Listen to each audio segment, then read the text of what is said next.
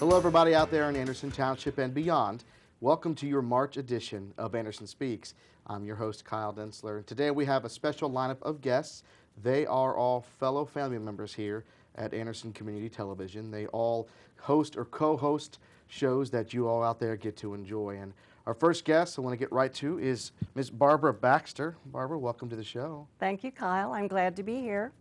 You have recently started a show called Sugar Pills, is that correct? That's correct. Can you tell us, actually, I want to leave that as a teaser. I want everyone to be like, what is Sugar Pills? Before we get there, what's a little bit of your history? Where are you originally from? How did you end up here? I am from Greater Cincinnati.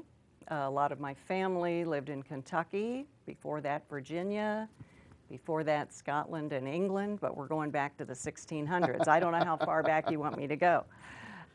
I am here because I stayed here all of my life, and I love the wonderful, wonderful community of Greater Cincinnati, and I currently live in northern Kentucky.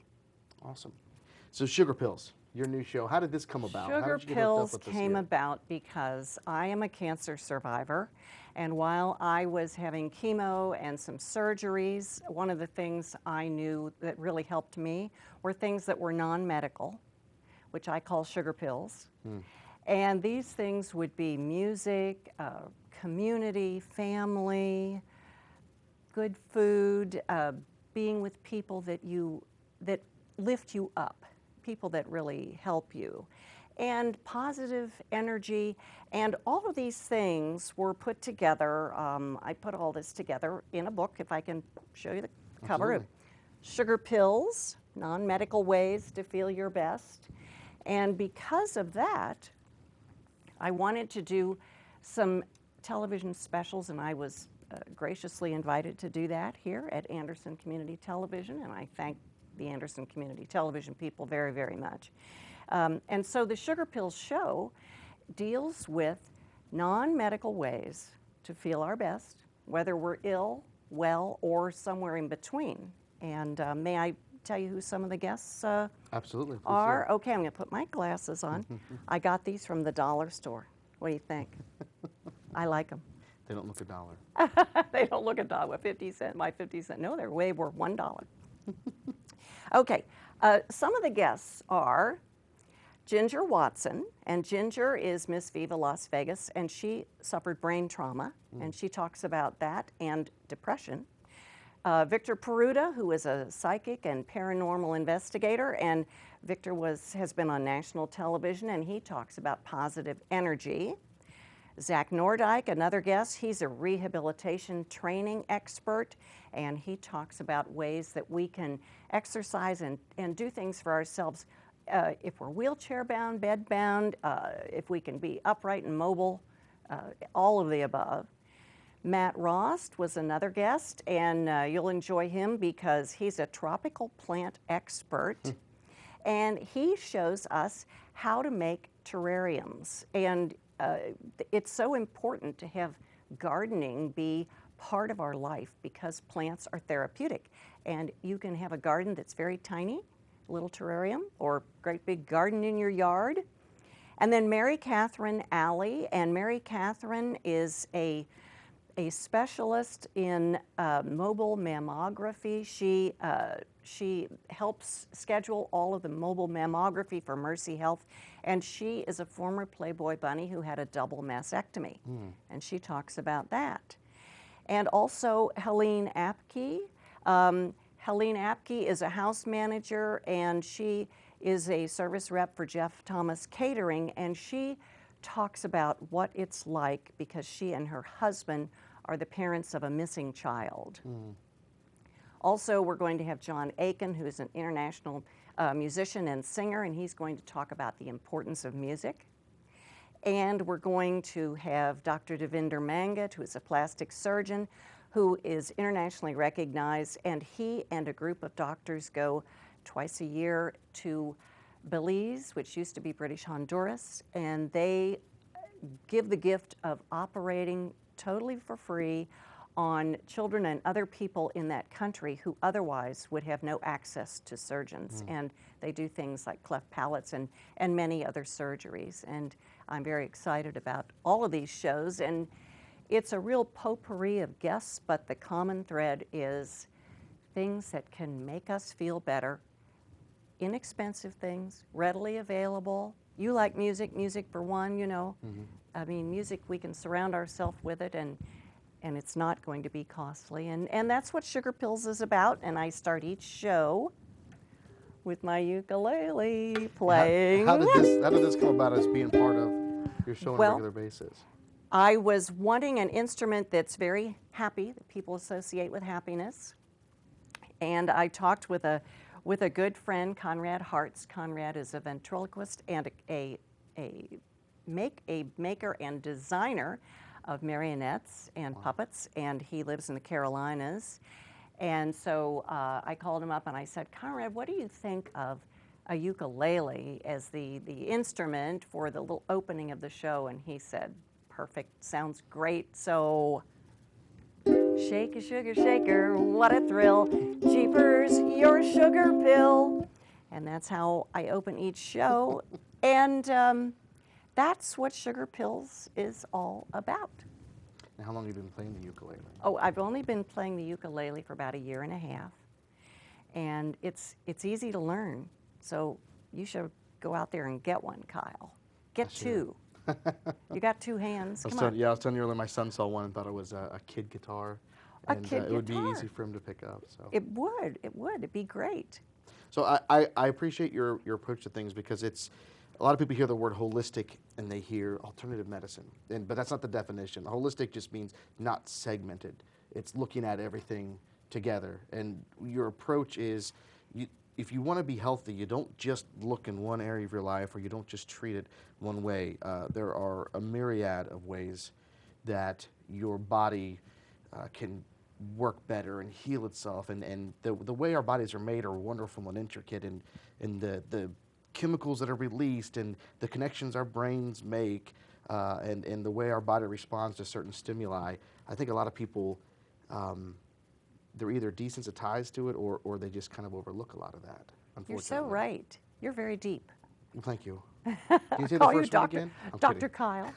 Kyle. No, really, you're spot on, because the important thing about holistic is if you combine it with whatever your traditional medicine is, Western medicine, Eastern medicines, just doing things like yoga, for example.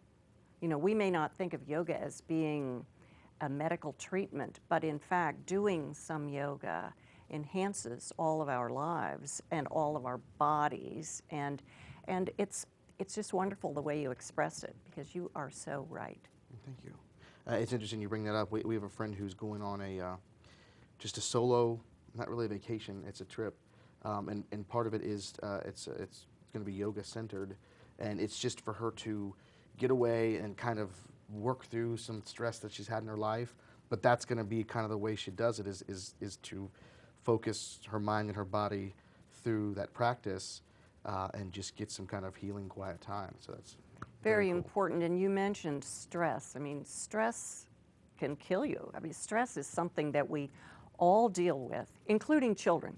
Young children can suffer from a lot of stress, and the thing to do, if you have children, if you are a family, and I know you're a wonderful daddy, is to help your children know that there are things they can do. You know, let them play and laugh and have fun. Let them have a break from whatever it is that's getting them nervous and worried. I mean, young children worry about things like, I have to do my homework, or or I have to stand up in front of the class and say something, give a talk perhaps, and those are stress-causing things. Family situations can cause stress with children, but all of us, no matter what the age, can have stress, and human touch is important. If you have a family member or a friend who may be in an assisted living facility, an older family member who maybe just doesn't get touched, go ahead and give them a hug. When you see that person, take a hold of their hand, touch their arm. These are things that are very calming. It can lower your blood pressure. Did you know that? Human touch can lower your blood pressure, and this is very, very important. It's very interesting. I don't know if you're familiar with the idea of like the different kind of love languages, but I think my main one is physical touch. It's one of the main ways that I show appreciation and love and affection for people, which can be difficult in a corporate setting, like where I work, or in certain settings, especially with how sensitive we need to be because of various people taking advantage of other people and doing things that are inappropriate.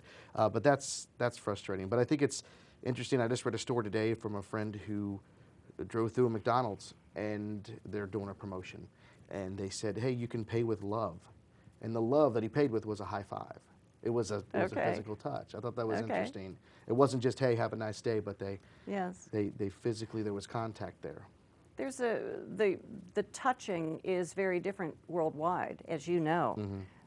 European men touch each other way more than American men, and I believe Asian men. I believe there is less touching amongst Asian men. One of the things that's a good way to pay that you may have heard of is when you pay forward. So you do a kindness for someone, and they will do a kindness for someone, and it's a wonderful snowball effect. Definitely. So, yes. You mentioned this briefly, but just explain to folks at home what sugar pills are and how that applies to the things you've learned, and then lead us into the whole process of putting the book together.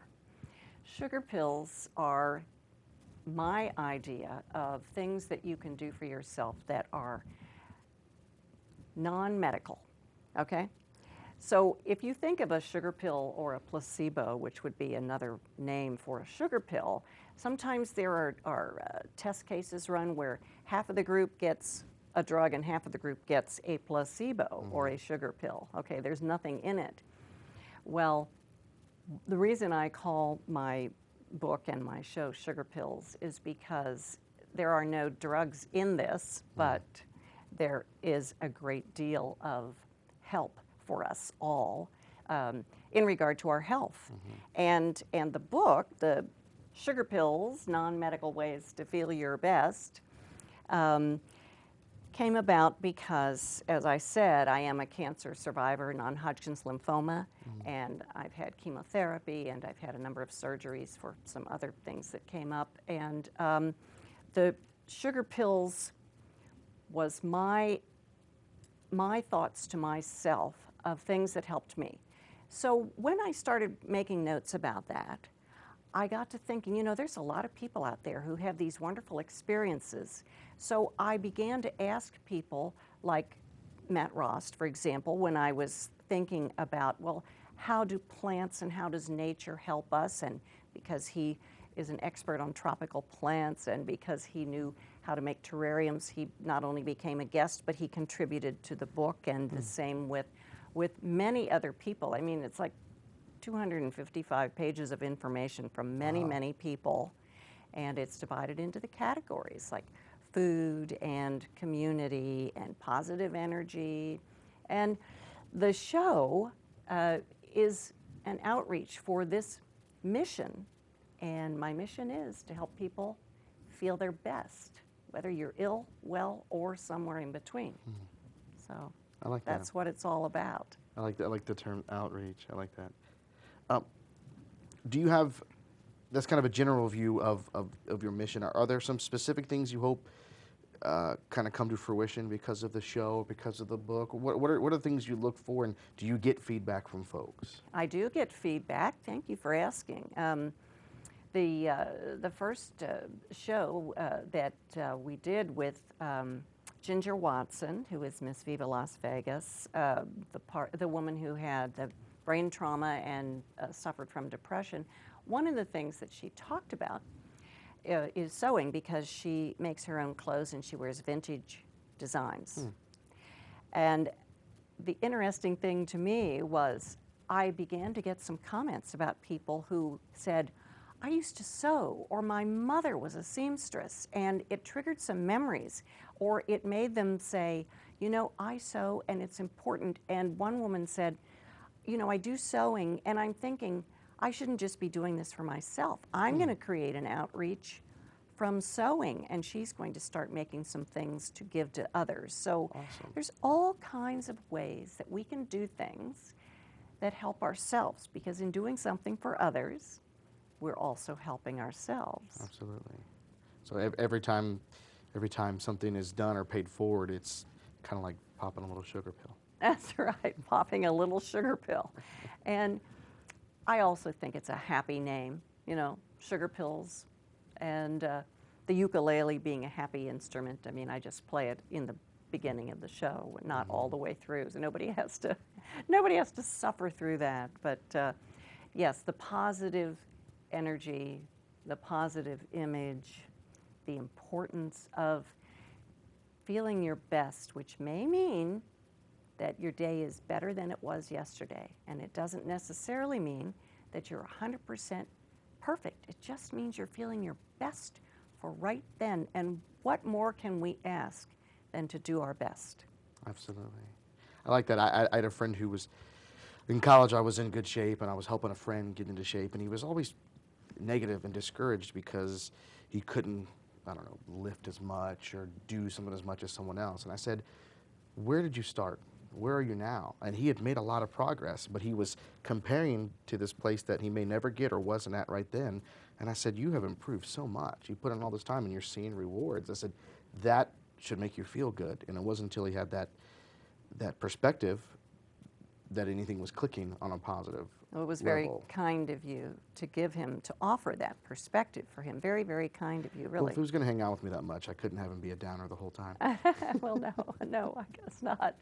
We have just a few minutes left. Is there anything else you want to put out there or let folks know before we're done? Well, I certainly hope that everyone will watch the Sugar Pill program, and because I want to reach as many people as possible with these very, very positive sugar pills, feedback is very important. And if anyone has suggestions of shows they would like to see on the sugar pills, I am always open to the suggestions, and easy to get along with. So Definitely.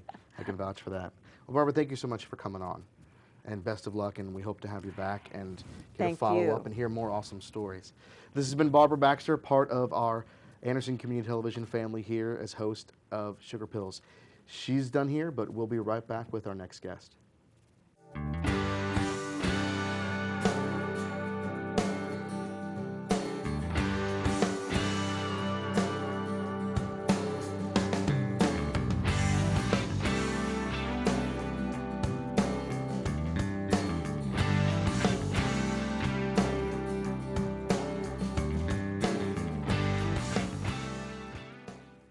Welcome back. We are here with our next set of guests. They are the hosts of the show Digitally Speaking. So with me is Mark McCumber and Michelle Beckham Corbin. Welcome to the show, y'all. Thank you. Thank you. Thank you for coming on. I always like having teams on. We're excited to be here. It's kind of weird being on this side of the desk. I know it is. Yeah. I think I recently, how many months ago was it? We had Alex Meacham interview me. We flipped. And I was like, where's my desk? I have nothing to lean on. I'm exposed. Yeah, It exactly. was That's fun, why I though. wanted the end seat, because missing my coffee table. And I had to wear long pants. Usually I wear gym shorts because you can't see anything. Oh, you're one of those guys. Yeah. Dress I from wanna the be top up. comfortable. Yeah. Absolutely. Uh-huh. That's how I go to work too. But I'm not going anywhere there, so maybe that's why. No. That's great for an Instagram photo. It is. Before we get into Digitally Speaking, give us a quick background of your all's professional experience, your personal connections here, just whatever you feel like sharing. Want You me to first. Ladies start? first. Sure. I actually have had a long career at Procter & Gamble in customer business development and marketing. And as you know, P&G is one of the biggest branders in the world. And so I've taken a lot of the branding work and the marketing techniques that I learned from P&G, and I started my own business, I think about 8 years ago. And my entire business is focused around social media marketing consulting. Awesome. So I consult to businesses. And so doing the show was really kind of a natural fit. I actually started my relationship with ACTV by being on that side of the desk and doing trustee talk, so interviewing the Anderson Township trustees, and really enjoyed that. And had an opportunity to really jump in with subject matter that I'm really passionate about, which is really helping businesses and individuals really harness the power of social media to reach their goals. So I love Anderson Township. I'm a longtime resident. I've been here since 1987-ish. Maybe I shouldn't say that. But anyway, You were 4. yeah. But so really, really happy to be part of ACTV and to give back to my community and to really provide content that's really informative and also entertaining. Mark and I just have a blast doing the show. So, Digitally Speaking is a great show. We're having a great time. Awesome. You want to tell us about yourself? Well, I grew up in Anderson Township. Graduated from Anderson. I was a varsity diver and swimmer and moved on quickly to California to seek my fame and fortune in the music industry. And traveled for years as a touring professional musician and decided to take a sabbatical from music for some years. And for some reason, I got into architecture and construction. Now, that's an odd juxtaposition, but nevertheless, that was my choice, which I did. And I spent quite a few years in the design architecture industry, building projects, et cetera, but never lost my love for art and music and always kept my fingers on the pulse of that. Spent years working for an architectural firm, decided at a later time in life to start my own design build firm. And as I started to wane myself away from that industry as it was changing dramatically, and I decided I just wanted to get back into my true love, which is art, music, entertainment, and that's where I wake up and find myself at this time in my life. So I'm very excited to be on Digitally Speaking with Michelle. It's been a real blast, and we get to talk about social media and all the good stuff, all the latest and greatest. I can't exactly explain why, but as a entertainer and performer myself who almost went to school for architecture and design, it makes total sense to me. Yeah, I'm sure there's some sort of thing we could. Oh no, there's definitely a correlation. dots. Yeah, absolutely a And I love Legos corollary. growing up. There was something artistic yet constructive, and I like the forms. I Yeah, like that stuff. absolutely, that's interesting. absolutely. Very cool. Just I just want to throw this out. I remember when I took music theory in college. Uh-huh. I loved how mathematical it was. I was like, this is just a Oh, yeah. system. You just Yeah. boom, boom, boom. It's not some Yeah. crazy butterfly thing that goes loose. It's proportions and it makes sense. Mm-hmm. And I always enjoyed that. So you kind of touched on it, but how did you guys come up with the concept for the show, and what was your initial purpose, and is that been holding, or have you seen that grow? Definitely grown. To back up, just in my own personal business, I do all kinds of speaking and putting on seminars and workshops all over the tri-state. So I've been doing that for years. And so education is just a natural part of what I do. And so this show, really the mission in the beginning was to educate. So as social media was starting to evolve, because this is our 3rd year, it was really getting on and providing content for people about the latest changes in Facebook marketing. So if you're a small business and you've got a Facebook page, what does it mean that they're changing their algorithm? What is Facebook advertising? So really kind of, again, providing that educational piece.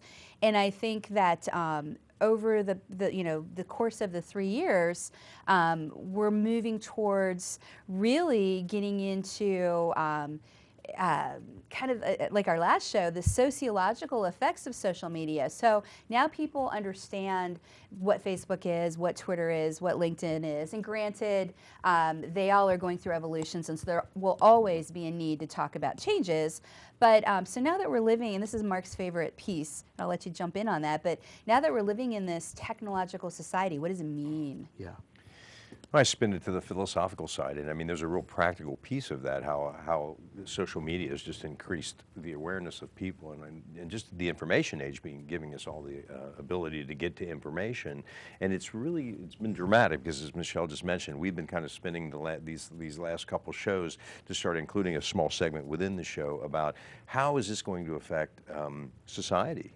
So there's a piece of that really has a huge impact, that when we talk about apps, we talk about all the things and the functions of Facebook and all the platforms, et cetera, et cetera.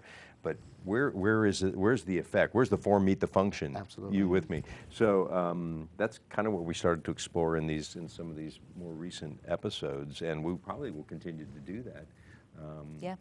For the duration of the show, just to have a little That's segment exciting. about that. I love the social impact. I remember I was a my undergrad is in communications, and my first year or two of classes was with a specific professor who just I loved. He had an Amish beard. He wasn't Amish, but he had an Amish beard, so he was cool. And he toured with U2 as a journalist, so he had Oh, instant wow. cred with all of us.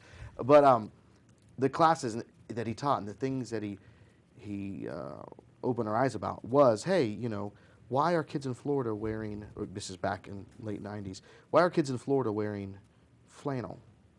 Because of cultural displacement, because of Nirvana's popularity, and how they dress in Seattle because of the weather, and just how things affect the culture and affect people's behavior. And I love getting into that. And I read a book called, even though this is the age of information, the book was called Age of Missing Information, and it was about the impact that technology has on people and how we have all this stuff at our fingertips more than ever before. What is that doing to us? Is it making us more intelligent, or is it creating a disconnect? What are the things that used to be common knowledge or common sense that aren't anymore because we don't need to know it, or we don't have a desire to know it because we have other things? So we could fill up 2 hours just talking Easily. about that. Yeah. But I'll let you guys steer this. What have been some of the topics that you guys have tackled in the show? And you said it's going on 3 years now. Yeah. That's a good run. Oh gosh, we pretty much have covered every major platform except for one. I actually was at an event recently and was talking about the show, and someone said, "Have you ever done a segment on blogging?" And I said, "You know, we haven't. been remiss. We missed blogging. We missed it. Absolutely missed blogging." But yeah, so you know, LinkedIn, Instagram, Twitter. All kinds of fun apps. We've touched Yeah. space on a lot of different stuff. And the spin we often try to do is really educational, because I think what we're trying to do is explain to folks on all different levels, you know, what these platforms could potentially mean to you, especially as you spin it toward business, and how an entrepreneur or an independent business person who maybe doesn't have a huge staff or a big corporation behind them can utilize the information and practically apply it to their, you know, to their day-to-day business world. So we try to touch base on a lot of different angles of it. Yeah, go ahead. What do you guys see that things like, let's say, keep it to Twitter and Facebook, what do you guys see these platforms as? Do you see them as a way to advertise, or as a way to engage and connect with customers and people who support your brand or your product? I think it's really both. So the work that I do, it's creating strategic plans for companies to try to figure out exactly that question. How do we create content that's going to engage our target audience, but additionally, content that's going to move them towards that call to action, right? So whether you're P&G and you're trying to sell cases of Tide or Crest, or whether you're running a 5K race and you need people to sign up, whatever your end goal is, it's got to be, you know, bringing those people together to get them to take action. So when you look at it, Facebook has an amazing advertising platform. Every single thing that we as individuals do on Facebook is being, you know, Big Brother, right? They're kind of watching everything that we do, and they take that data and they're able to really serve it back to a business. So in other words, if I want to advertise something and I want to get it down to, you know, women in Hamilton County between the ages of 25 and 45 who have gone to a bridal show, or, you know, whatever my demographics are, it'll get you all the way down to that segment, so that your ad will only appear in the news feeds of those particular people. Wow. So I think, and Twitter too has come out with their own advertising programs, and I think they're awesome. They're really awesome. It's funny on a social networking thing to talk so much about data and touches and connections. Are there people who kind of get overwhelmed with, almost like there was like this pedantic approach where there's just so much focus on certain numbers and details that they kind of get overwhelmed? They're like, I don't know what I'm doing with this. And hence the reason why we have Digitally Speaking, right? Because I think you're right. I think people can become very overwhelmed, especially if it's a small business and it's that person wearing several hats. Yeah.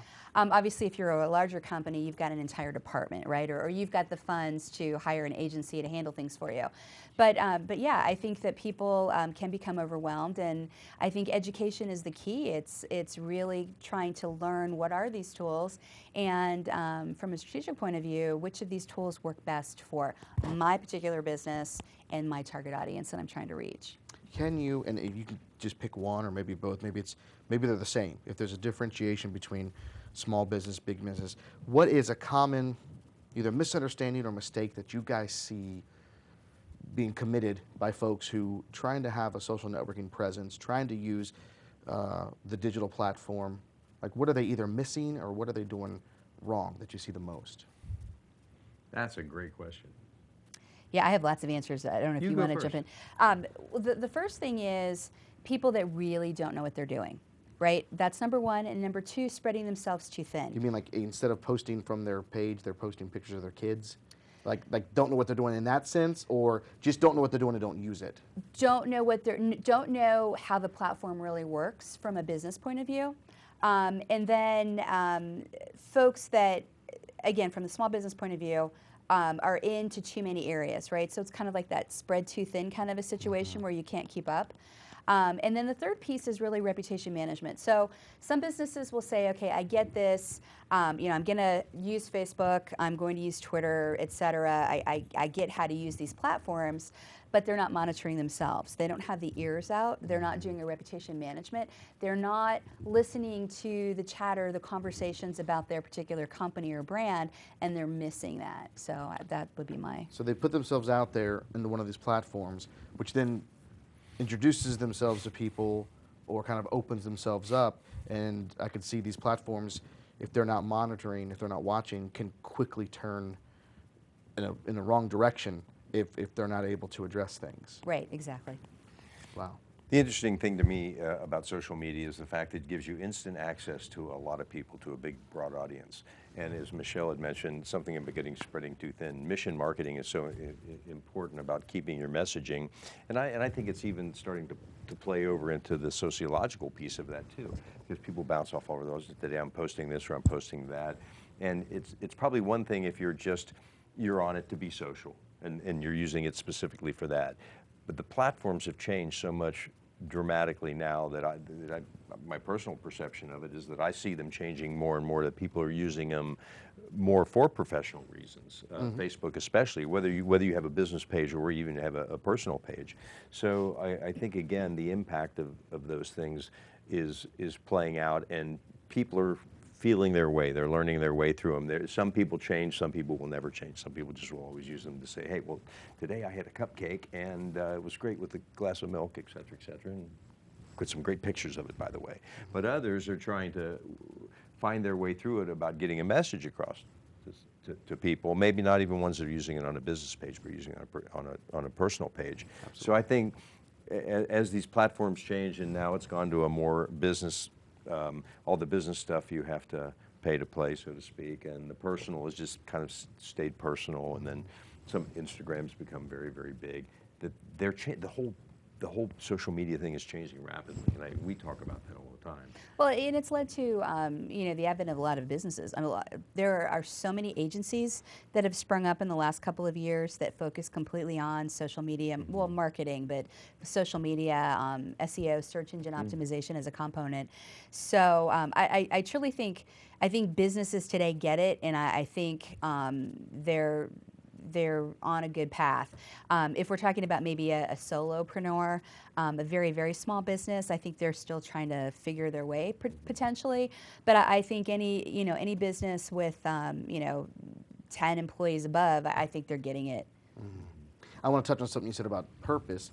From my own experience, first of all, I think something like Facebook is fantastic because in the least, it is, you have family, you have friends who you want to be in touch with, and you feel like you're more involved because your grandma in Texas can see the baby pictures that right when you put them on. It's not like this, hey, let me mail you my carousel for your Kodak slideshow thing, and then we can look at those over Thanksgiving. But I noticed something, and I had to formulate this thought about a year or two ago, maybe about 2 years ago, when I just offhandedly said, and I didn't mean it this way, but I said, I get most of my news from Facebook.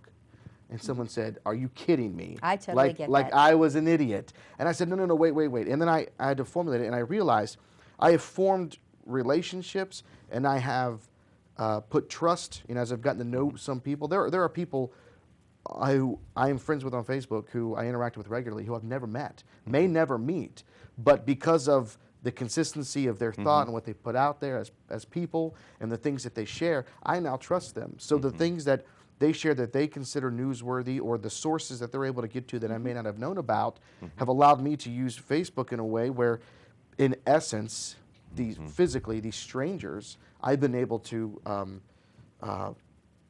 what's what I'm looking for? Well, build relationships Bu- with. yeah, I mean, basically. Build yeah. relationships Yeah. and check them out, and it's a word I'm looking for. Vest. Connection. Oh, vetting. Vetting, yes. Vetting. Oh, vetting, And okay, vet yeah. them, and vet these different sources, and be exposed to things that I would have never even known existed, and be able to get, I think, what I hope is better perspectives on what's happening. It's amazing, you know, especially like in this situation where you've got people that you've never met, maybe people from different parts of the world or different parts of the country, even just to see how they live their lives or what they share. Maybe that 2-minute little video about something they're doing in their backyard, maybe their backyard barbecue that looks completely different than our backyard barbecue. Just really, it's fascinating. Or something like a friend setting up a square-foot garden in their backyard, and you realize, oh, I've read about that, but, well, if John can do it, I think I can do it. I'm gonna give him a call and get some feedback. And there's a YouTube video for that that'll help step you through. I love it. YouTube, I can't, professionally, as a person who does multimedia production and design, YouTube is one of my #1 things to go to for tutorials and learning new How things. to. And that's a whole How to. nother, good grief, that's a whole nother topic. This has flown by. We have to wrap up. So briefly, what's one big topic coming up that you guys are excited about? Or something that you want to give people kind of a look towards? Well, I'll tell you, one thing that was really big for us last year, for the very first time, we had 2 shows that had guests. And the guests brought in an expert element that I thought was really wonderful, especially Instagram. I learned so much personally by having the guests on our show. So, I think we'll be doing a mix of all kinds of different things, I think, for this year. Awesome. It's been great. And been this great. has been great. So I'm looking forward to having you guys back. I really am. And get into this stuff, dish it out some more. Thanks for Yeah, having us we'd on. love to do Thank that. you. Thanks for coming. This has been Mark McCumber and Michelle Beckham Corbin with Digitally Speaking here on Anderson Community Television. And we'll be right back with our next segment.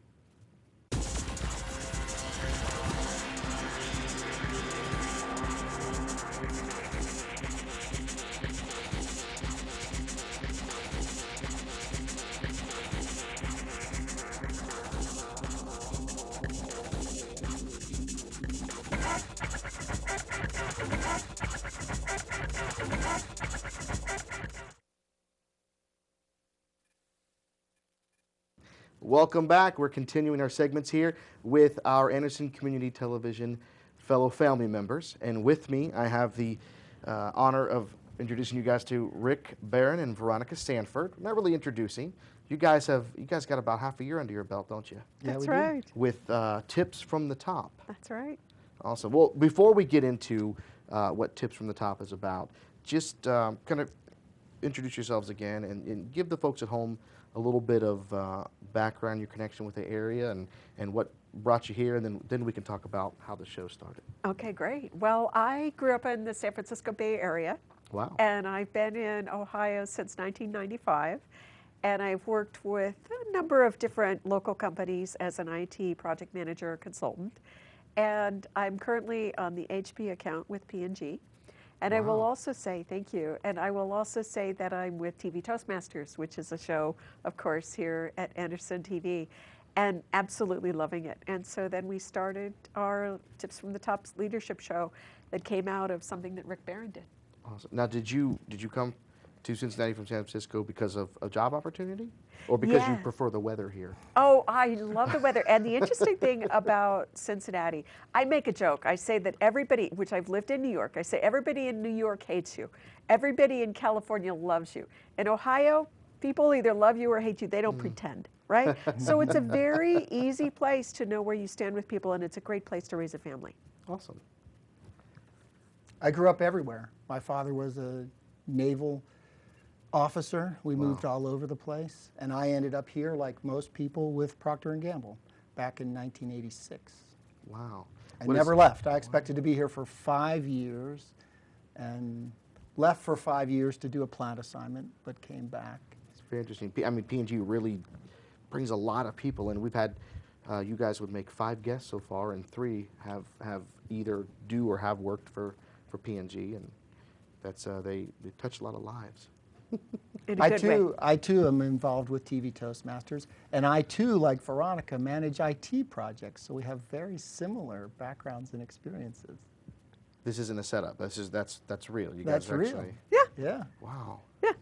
I think God's running out of extras. He's just kind of like, I don't have an idea for the next person. I need another IT person from P&G. Sorry, I stole that joke from Louis C.K. I can't take credit for that.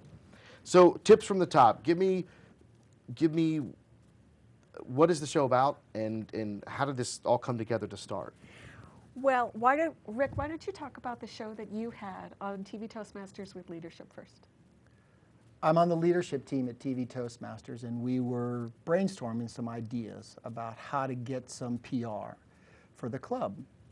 And sometimes you have to be careful what you suggest because you end up owning it. And that's exactly what happened. My suggestion was that we bring a bunch of leaders into the show and ask them to share their tips on leadership. We had half a dozen people, from Roxanne Qualls to the sheriff of Claremont County, Wow. to the number of people that came in to share their leadership tips. And there was Nikki Bishop, who after the show said, you know, this would be a great show, approaching Veronica and myself, asking if we wanted to host the show. It took us a while to put it together and to get it scheduled, and we started last fall. And by Nikki Bishop, you mean the imaginary person we pretend is over there. Yeah, and we're that's the asking one. questions and Yeah. talking. Yeah. Yes. See, she's not even really there. I'm just nodding. No, Nikki's awesome, and I love the connections that she's made with folks. And we could use. I wish there was like 2 or 3 more of you. It'd be awesome. So you had this idea, and then you were stuck with it. They just said you have to do it now. I didn't have to do it. It was a great opportunity to network and connect and to share learnings. I mean, that's really what this is all about. You know, all of us collectively sharing our knowledge with each other. It's not about what I know and not sharing with you. It's about what I learn and share with everybody. So you were part of this group when he made the suggestion. Actually, I was talking to Nikki after the show, and I said, we got to involve Rick, because it was his idea to have the prior show. And so I said, okay, well, we've got to have Rick on board. Let's do it together. And I think also when it comes to leadership and what the teenagers and the young adults really need are good examples, good local examples of people that they can reach out to, people who've been led major initiatives, like the person who ran the Pigtown Fling. Sorry. Flying Pig. Flying Pig. Iris. Thank you so much. Yes, exactly. And she's a local leader, and other local leaders, and now these people will know about them. And having these leaders on the show, giving their lessons, giving their what they learned on the way up, things they wish they had known when they started out. Now the young leaders or potential leaders can watch that and go, hey, wait a second, I bet I could do that too. Awesome. So out of a group where the primary focus of Toastmasters is, I know it's not just public speaking, but that's a big thrust, isn't it? Public speaking and leadership. Okay. So you guys just wanted to expand on the leadership part and people sharing, which it's kind of like, what's the word I'm looking for? I don't want to say hands off, but it's somewhat of a mentorship, and people are able to come on and share. It's kind of a selective mentorship. People can take it when they want, and it's just out there to share, which we appreciate. So what benefit have you guys found from creating the show and launching it about 6 months ago? How has it affected you? I will say personally, when I take a step forward in fear, now it's doing my own show. It's not just being on TV Toastmasters and giving a speech. Now it's doing our own show. That's scary. That was very scary for me. And whenever I take that step forward in faith, because other people have exhibited confidence in me, which Nikki happened to do here at Anderson TV, I grow.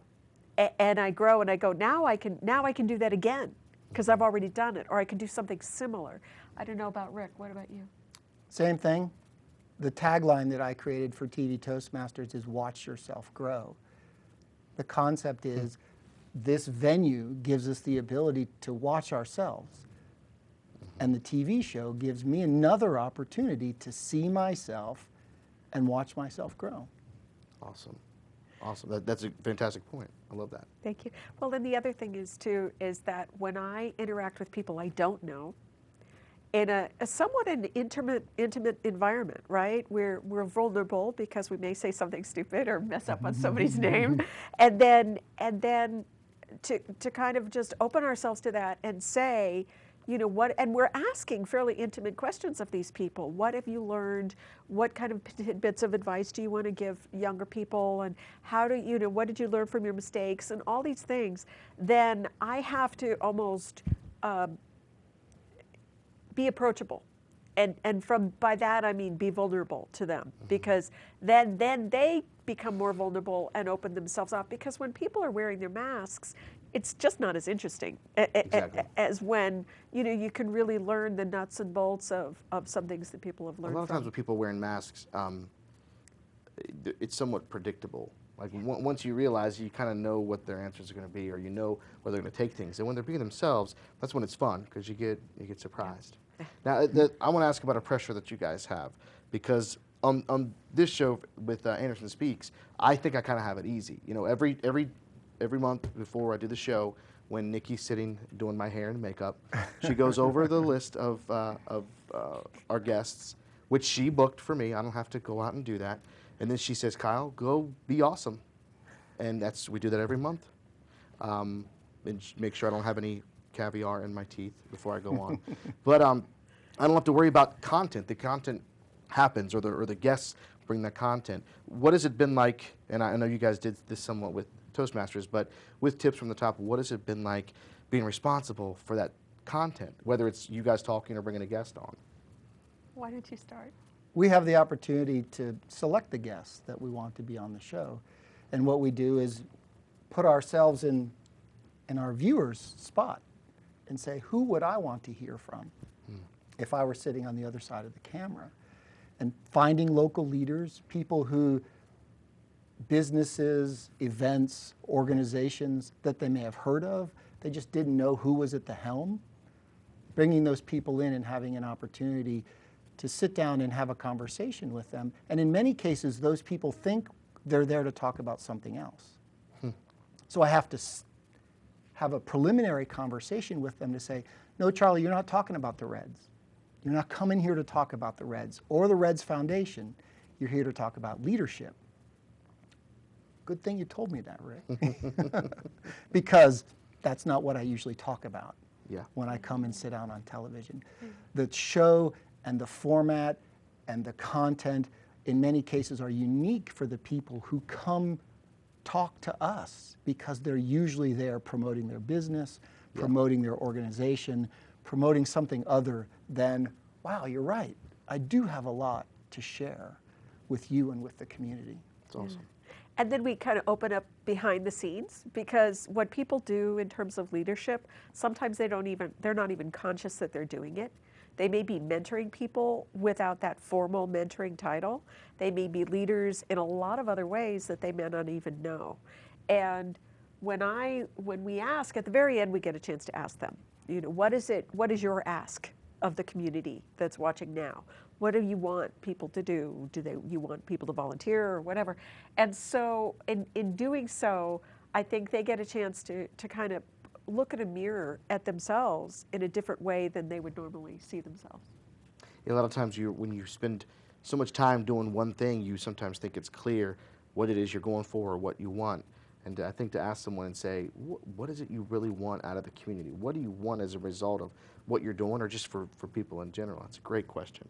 Now, you touched on this. You said, you kind of put yourself in the viewer's shoes. What would you like to see? But what are some of the criteria, or what do you look for? How do you make your decision when you're selecting leaders to bring on the show and talk with?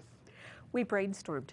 We sat together and we brainstormed. All the different major, the universities, the nonprofits, the large agencies. I know when you interviewed the gentleman from the casino, and people who have exhibited leadership traits that we felt, number one, are they linked to Anderson Township, and are they in this area, and would the viewers would they be of interest to the viewers? You want to add? That's exactly right. So it got, because of our backgrounds, we were literally assigning grades to everybody, tallying them up, finding out which one had the highest score, and using that as a criteria to split between us to decide, you go ask these people, I'll go ask those people. Yeah. I can imagine if you have a show on leadership, there's probably some areas where you guys have been called to do that and have some expertise. Where do you feel like your strengths are as leaders? Well, I've been lucky enough to be a leader. I call it lucky enough to be a leader because I think when you have an idea and a vision about where you want something to go, and you get a chance to bring people on board and actually execute on that idea and see it succeed, that's a gift. That's a huge gift. And to have people follow you is just tremendous. So I've been a part of a nonprofit, of a number of nonprofits. I went through the BOLD program of United Way here, which is the Board Orientation Leadership Development Program. And I highly recommend it to anybody who's interested in working in nonprofit area so that you can be on a board. And I've also got my black belt in martial arts. So Taekwondo, I have third-degree black belt, and as my instructor would So say... this is my shocked face. that was a surprise. No mask here. Total shocker. I love that, though. Yeah, well, as my master instructor would say, if you're not practicing, you're not a black belt, and I haven't practiced in a while. I was getting my MBA at the same time, and it was kind of crazy. But when you're having to teach people who are much younger than you and teach people who are much older than you, and teach kids with ADD and teach adults who have been through various traumas, it's a whole different, you have to get into their mind space and help them overcome that. So I just think it's a great gift to both the people who trust you and also to the community. Wow. It'll be fun here soon. We're going to have a Special Forces Sergeant Major, I think, on the program. And maybe the two of them can trade tips on... Throw down. Right. We'll bring you some UFC gloves. Wow. I'm trying to imagine your big smile from behind the gloves. Just like, I love leadership. Duck! Give me 10. Give me 100. Run around the block. I can't do that at work, though. You need an outlet.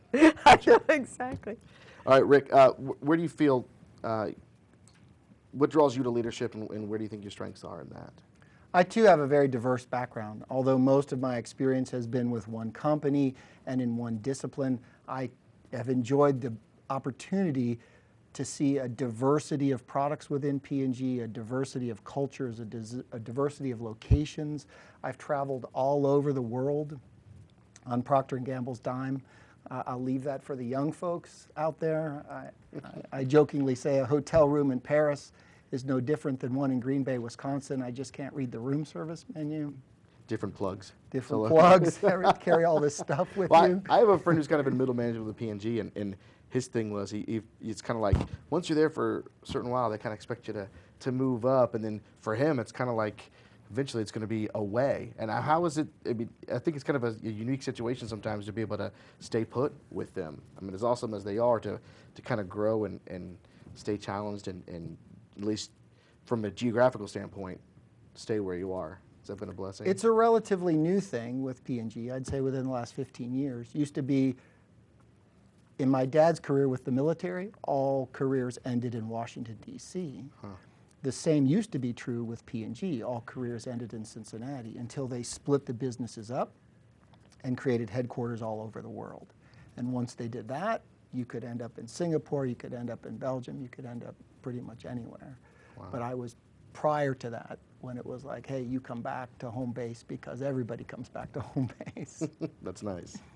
I imagine that as you speak with these folks and from your own experiences, some recurring themes are popping up. I mean, it's going to be different applications. A leader in the military is going to be different than a leader at maybe, I don't know, some sort of nonprofit outreach. But what are the similarities and what are the common themes that you guys have found? I had a chance this afternoon to go through a number of the shows. And interestingly enough, the common themes were all soft skills. Soft skills in terms of listening, bringing passion and joy to the work that you do, embracing people in terms of creating relationships with them. And the good news, I think, for everybody out there was that all those skills are learnable. There's nothing that these people are sharing that you can't sit down and say, you know what, I can learn how to do that. I can learn how to be a better listener. I can learn how to bring passion to the work that I have. I can learn how to care and to be empathetic with the people that I work with and work for. I also think that they all have a vision bigger than themselves. They all care about something much bigger than themselves. Awesome.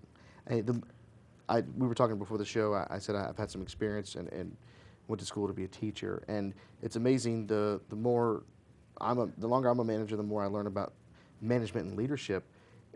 We talk about these soft skills. It really comes down. It's a lot like teaching. It's, you said earlier, understanding where the person is, and it's not a cookie cutter stamp, or it's not an assembly line thing where you will fit this function and you will do it this way. It's how can I get the best out of you, and if it's not in this position, where can we maximize your ability to be a blessing to us, to the team, to the company, whatever it is. Real quick, because we have 1 minute left. If someone wanted to be on the show or recommend someone, how would they go about doing so? We will be providing our contact information. And also, if you wanted to contact Anderson TV, you could.